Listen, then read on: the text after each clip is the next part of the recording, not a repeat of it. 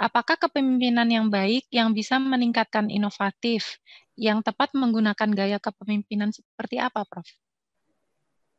Oke. Jadi kadang-kadang saya itu agak bingung juga ya kalau menjelaskan, karena gini loh, kalau kita bicara otoriter, atau kita bicara partisipatif, atau kita bicara demokratis, ini kan adalah salah satu view dalam teori kepemimpinan. Dan view-nya itu pun ada diskusi, apakah otoriter itu artinya saya di setiap situasi akan otoriter. Artinya itu trait, melekat pada kita. Ataukah itu skill?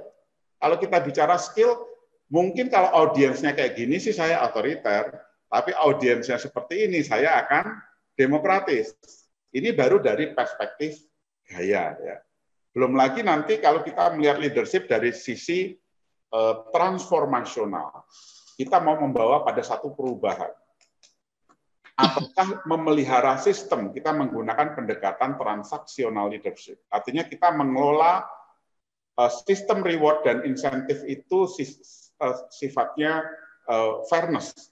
Karena orang-orang pemimpin transaksional harus fokus pada menciptakan iklim yang fairness. Kalau transformasional, ini kita menularkan inspirasi-inspirasi pada perubahan. Sehingga apa? Ketika kita mengajak berubah, itu mereka punya apa? Mereka memahami arah perubahan itu.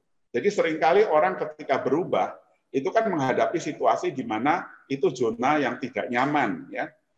Misalnya, sekarang kita harus mengembangkan organisasi kita ini berbasis pada digital.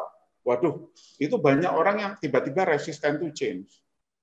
Nah, apa nih penyebab resistennya? Nah, itu banyak sekali faktor-faktornya. Salah satu yang paling banyak sebetulnya adalah ketidakpahaman arah perubahan. Nah, ketidakpahaman arah perubahan inilah harus bisa dijelaskan oleh para leader-leader yang transformasional. Sehingga sebetulnya labeling transformasional, transaksional, kemudian apakah dia demokratis, otoriter, dan lain-lain, ini masalah view saja sebetulnya. Saya juga nggak tahu apakah mungkin di satu sisi saya transformasional, tapi saya juga punya sikap servant leadership, bagaimana melayani lingkungan, apa anak buah saya, lingkungan organisasi, dan lain-lain.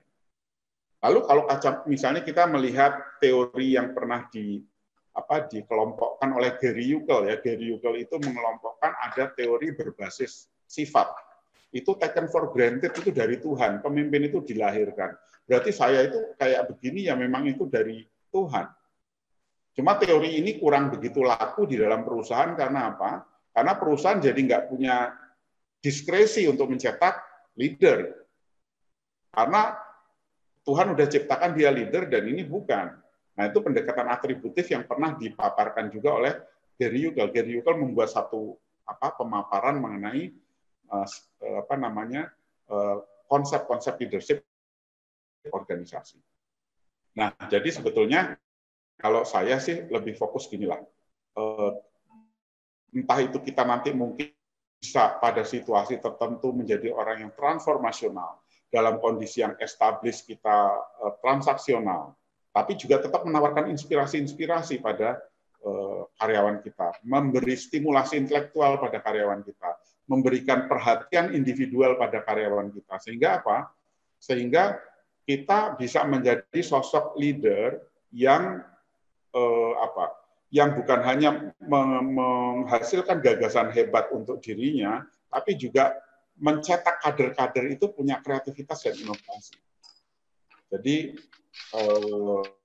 leading self ini menjadi satu kata kunci penting. Leading self itu basisnya apa? Pikiran, ya, perasaan, ucapan, tindakan ini sejalan. Kalau itu sejalan itu rasanya hidup ini lebih enteng. Kan kalau pikiran kita mengatakan saya memimpin organisasi ini saya merasa terlalu berat, beban berat. Ada bagian dalam diri kita senang karena apa? Gajinya bagus. Nah, ini di sini akan terjadi yang namanya konflik peran, konflik batin maksudnya. Konflik batin kita merasa wah, bahkan kadang-kadang karena merasa sangat berat, ini kita terasa di sini punggung sering sakit-sakit ya. Nah, itu sebetulnya salah satu simptom yang muncul karena kita tidak clear ya dalam leading self tadi. Jadi orang yang tadi punya ini migrain ya, sakit mah itu seringkali persoalannya leading self.